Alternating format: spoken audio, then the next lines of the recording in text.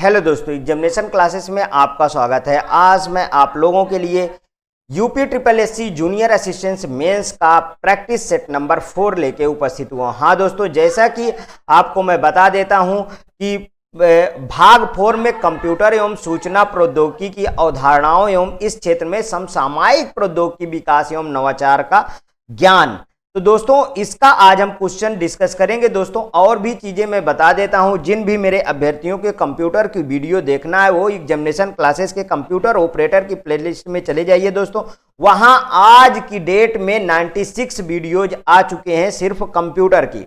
दोस्तों वहां बाइलिंगुअल में मैं theoretical part plus practice set, previous year question paper सभी को डिस्कस किया हूं। आपको ऐसी कोई वहां प्रॉब्लम नहीं होगी। यहां देखिए क्वेश्चन हिंदियों में लिखा रहता है तो आपको प्रॉब्लम हो सकती है। चलिए ये पहला क्वेश्चन डिस्कस करते हैं। कंप्यूटर की दूसरी पीढ़ी किस दौरान देखी गई है? अब आपको मैं बता दूं दोस्तों, बहुत सारा जो है इसमें कंप्यूटर की पीढ़ियों में वेरिएशन मिलता है। तो आज मैं आपको यहां पे लिख के पहले बता देता हूं, उसको आप यदि याद रखेंगे तो कभी भी गलती नहीं होगी। देखिए first generation 1942 to 1955। Second generation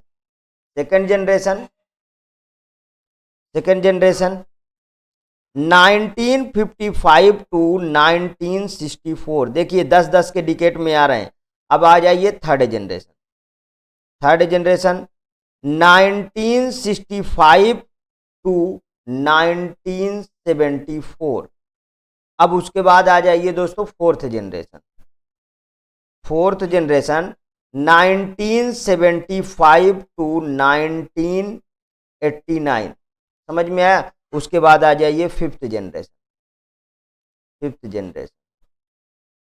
1989 to till now.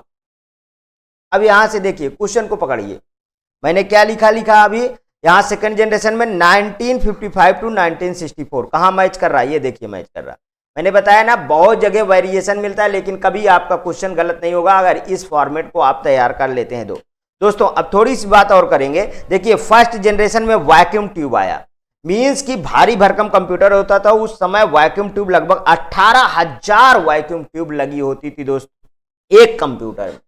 अरे दोस्तों एक रूम के बराबर कंप्यूटर। सेकेंड जनरेशन की बात करेंगे तो ट्रांजिस्टर आया दोस्तों। ट्रांजिस्टर जो है वैक्यूम ट्यूब को रिप्लेस कर दिया। थर्ड जनरेशन में इंटीग्रेटेड सर्किट आएगा। फोर्थ जनरेशन में माइक्रो प्रोसेसर आएगा और फिफ्थ जनरेशन में आर्टिफिशियल इंटेलिजेंट आएगा। इस तरीके के कंटेंट यदि चाहते हैं तो मेरे थ्योरेटिकल पार्ट में आप चले जाइए। देखिए फर्स्ट जनरेशन में machine level language I, means कि 0-1 की भाषा समझते। सेकेंड जनरेशन में असेंबली लैंग्वेज को कन्वर्ट करने के लिए असेंबलर ट्रांसलेटर आया। जो असेंबलर ट्रांसलेटर असेंबली लैंग्वेज जो न्यूमोनिक कोड पे लिखी जाती थी उसे मशीन भाषा में बदल। थर्ड जनरेशन में दोस्तों बात करें तो थर्ड जनरेशन में C++ ये सब लैंग्वेज आई। ठीक है, जब हाई लेवल लैंग्वेज आई। अच्छा फिर असेंबली लैंग्वेज क्या थी? असेंबली लैंग्वेज इंटरमीडिएट लैंग्वेज थी। कभी कभी फर्स्ट जनरेशन में भी असेंबली लैंग्वेज आता है तो गलत नहीं है दोस्तों, वो भी सही है। फर्स्ट जनरेशन भी आप लगा सकते हैं। ठीक है, उसके बाद देखिए जब आगे जो है C++ हाई लेवल लैंग्वेज आ गई तो दोस्तों फिर इस तरीके के जब लैंग्वेज स्टार्ट हुई तो उसके लिए फिर कंपाइलर और इंटरप्रिएटर आए। कंपाइलर क्या है दोस्तों? Compiler high level language convert to low level language page by page. ठीक है, पेज बाय पेज उसको कन्वर्ट करता था। ठीक, इसलिए मोस्ट पॉपुलर है। इंटरप्रिएटर क्या है? High level language convert to low level language line by line जो है कन्वर्ट करता था इंटरप्रिएटर, इसलिए प्रोग्रामर के लिए बेस्ट हुआ और हर एक लाइन में चेक भी करता था। समझ रहे हैं? तो अगला चलिए आइए अगला क्वेश्चन देखते हैं। एक संसाधक के आंतरिक डेटाबेस में बिट्स की संख्या होती है जिसे संसाधक एक बार में संसाधित कर सकता है। देखिए अब इतना ये डिफिकल्ट लिखा है जबकि क्वेश्चन में कुछ है नहीं। नियंत्रक इकाई डेटा लेंथ वर्ड लेंथ होती है इसकी इकाई, एक बाइट नहीं।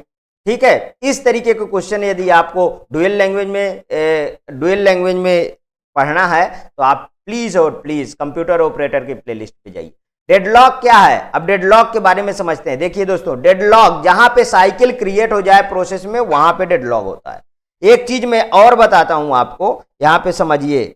ये देखिए मेरे पास दो रिसोर्स मैंने लिया, R1 और R2, दो रिसोर्स, दो प्रोसेस ले लिया, P1 और P2। ये ऑपरेटिंग सिस्टम का दोस्तों क्वेश्चन है।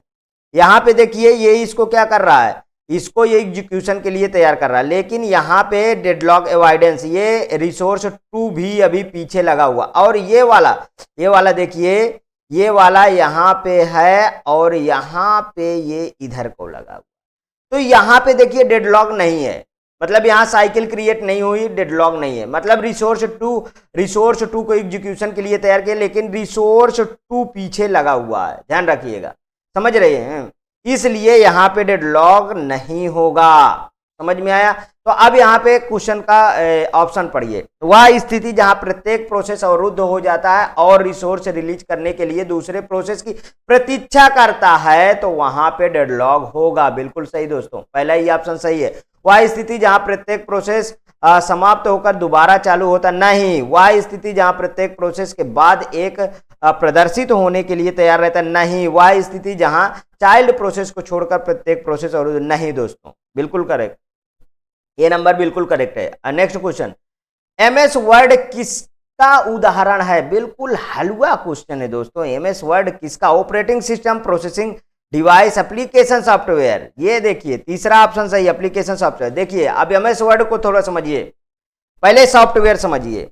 सॉफ्टवेयर के दो पार्ट, एक होता है दोस्तों सिस्टम सॉफ्टवेयर, दूसरा एप्लीकेशन सॉफ्टवेयर। सॉफ्टवेयर के दो पार्ट, पहला होता है सिस्टम सॉफ्टवेयर और दूसरा होता है दोस्तों एप्लीकेशन सॉफ्टवेयर। देखिए सिस्टम सॉफ्टवेयर वो होता है जो सिस्टम को चलाने के लिए यूज होता है, वो सिस्टम सॉफ्टवेयर है। एप्लीकेशन सॉफ्टवेयर वो होता है जो आपके मतलब यूजर ओरिएंटेड सॉफ्टवेयर, यूजर के काम का होता है, वो एप्लीकेशन सॉफ्टवेयर। तो सिस्टम सॉफ्टवेयर में बेस्ट एग्जांपल है दोस्तों, यहां पे लिख लीजिएगा, बेस्ट एग्जांपल इसका ऑपरेटिंग सिस्टम है। एप्लीकेशन सॉफ्टवेयर का बेस्ट एग्जांपल है MS ऑफिस। ठीक है, इतना समझ में आ गया। तो यहां पे देखिए एप्लीकेशन सॉफ्टवेयर कौन सा है? MS word. एप्लीकेशन ऑफिस के जो अंदर सब मॉड्यूल है, MS Word, MS Excel, MS PowerPoint, MS Access, ठीक है, ये सब है तो एप्लीकेशन सॉफ्टवेयर में आएगा। समझ में आया? बेस्ट तरीके से आपको समझ में आया होगा, मैं आशा करता हूं सर। कौन सी कोटि बायोस को सर्वोत्तम परिभाषित करती है? Hardware, malware, utility. अरे दोस्तों फर्मवेयर ना, हार्डवेयर क्या होता है? जो टचेबल थिंग्स होता है वो हार्डवेयर होता है। सॉफ्टवेयर क्या होता है? जो दोस्तों आप देख सकते हैं, महसूस कर सकते हैं, लेकिन उसे छू नहीं सकते हैं, वो क्या होता है? वो होता है सॉफ्टवेयर। बायोस का फुल फॉर्म लिखिए, basic input output, basic input output system. BIOS के बारे में लंबी कहानियां हैं दोस्तों। बायोस रोम का एक बेस्ट एग्जांपल होता है। बायोस ही कंप्यूटर को दोस्तों, इसी में वो चीज लिखा होता है जो कंप्यूटर नया होता है, जो एक डिब्बे के आकार का होता है, उसमें जब सॉफ्टवेयर डाला जाता है तो बायोस के अकॉर्डिंग ही ऑपरेटिंग सिस्टम इंस्टॉल होता है। नेक्स्ट क्वेश्चन, निम्नलिखित में से क्या एक रैम की विशेषता नहीं है? एक रैम में प्रत्येक सेल फ्लिप फ्लॉप से बना होता है जो एक बिट स्टोर करता है। फ्लिप फ्लॉप से बना होता है जो एक बिट स्टोर करता है। दूसरा, इसे एक सेकंड में कई बार रिफ्रेश करने के। दोस्तों ये ऑप्शन बिल्कुल सही है, ये नहीं पूछा है, नहीं में यही आएगा, ठीक है, क्योंकि एस रैम की विशेषता होती है, एस रैम में प्रत्येक सेल फ्लिप फ्लॉप से बना होता है। डी रैम की तुलना में इसमें छोटी रीड राइट साइकिल होती है दोस्तों। तो ये भी सही है, ये भी सही है। अब थोड़ी सी बात कर लें दोस्तों मेमोरी में एस रैम आता कहां से, समझिए, यहां पे समझिए। देखिए मेमोरी के दो टाइप होते हैं, मेमोरी के दो टाइप होते हैं। कौन कौन से? Primary memory, secondary memory. Primary memory और इधर आ जाइए, इधर सेकेंडरी मेमोरी। अब प्राइमरी मेमोरी को ही दोस्तों क्या बोला जाता है? प्राइमरी मेमोरी को ही प्रोसेसिंग मेमोरी बोला जाता है। क्या बोला जाता है? प्रोसेसिंग मेमोरी बोला जाता है। इसको क्या बोला जाता है? स्टोरेज मेमोरी बोला जाता है। ठीक है, प्राइमरी मेमोरी को ही वोलाटाइल बोला जाता है। क्या बोला जाता है? वोलाटाइल बोला जाता है। क्या बोला जाता है? वोलाटाइल। और इसको बोला जाता है non volatile memory. Means primary memory volatile है क्योंकि ये परिवर्तनशील मेमोरी है, और सेकेंडरी मेमोरी नॉन वोलाटाइल है क्योंकि इसमें कोई भी परिवर्तन नहीं किया जा सकता। प्राइमरी मेमोरी के दोस्तों दो भाग होते हैं। कौन कौन से? एक होता है रैम, एक होता है रैम, और दूसरा होता है दोस्तों रोम। दूसरा क्या होता है? रोम। इसके अंदर आता है S RAM, random access memory, read only memory. S RAM static random access memory. देखिए यहां पे आया क्या? रैम, और यहां पे आया दोस्तों डी रैम। ठीक है। और पी रोम के मतलब dynamic random access memory. P ROM programmable, P ROM आएगा यहां पे, देखिए P ROM programmable read only memory. EP ROM, EP ROM erasable programmable read only memory. और एक आएगा ईईपी रोम, ईईपी रोम मतलब electrically erasable programmable read only memory आएगा। समझ में आया इतना?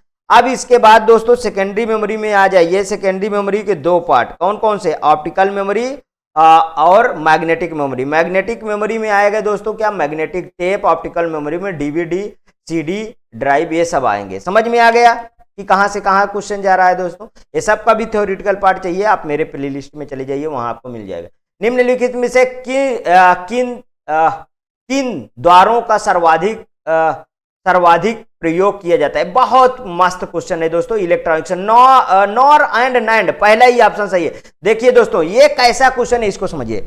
नॉर और नैंड के थ्रू हम एंड और भी जितने गेट हैं, एक्स और एक्स नॉर, सभी को बना सकते हैं। तो क्या कह रहा है क्वेश्चन, समझिए। निम्नलिखित में से किन द्वारा सर्वाधिक प्रयोग किया जाता है? नैंड और नैंड, और एंड, नॉर एंड और नैंड नहीं दोस्तों। इसका भी यदि आपको थ्योरेटिकल पार्ट चाहिए दोस्तों, and gate, or gate, NOR gate, NAND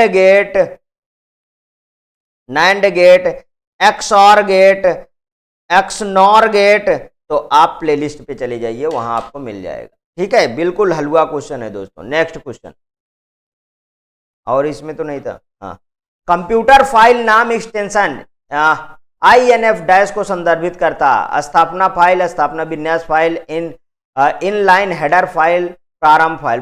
दोस्तों इसका ऑप्शन ए सही है, स्थापना फाइल। कुछ क्वेश्चन में है नहीं। कंप्यूटर स्टार्टअप कौन सा प्रोग्राम निष्पादन के लिए कर्नेल को मुख्य मेमोरी में खोजता है और लोड करता है? Bootstrap program, startup program, boot first program, boot up program. दोस्तों पहला ऑप्शन सही है, bootstrap program. Computer startup में अब यही है दोस्तों, जब भी कंप्यूटर को आप स्टार्ट करते हैं तो आपका सारा का सारा, देखिए नया कंप्यूटर है तो वो बायोस के through, basic input output system के थ्रू जो है जो ऑपरेटिंग सिस्टम होगा उसको इंस्टॉल करता है। और इंस्टॉल करने के बाद देखिए, जब भी ऑपरेटिंग सिस्टम इंस्टॉल होती है तो स्टोर कहां पे होती है? हार्ड डिस्क या SSD में ही, सॉलिड स्टेट ड्राइव या हार्ड डिस्क में। और जो रैम में वो जो है लोड होती है जब आप कंप्यूटर स्टार्ट करते हैं। तो समझिए रैम में क्या होती है दोस्तों, जब भी कंप्यूटर चलता है उस दौरान वो क्या होती है? लोड होती है और काम करती है। इसीलिए इसको रैम वाले को वोलाटाइल कहते हैं। और फिर से आप कंप्यूटर बंद करते हैं तो पूरा ऑपरेटिंग सिस्टम फिर से हार्ड डिस्क पे चला आता है।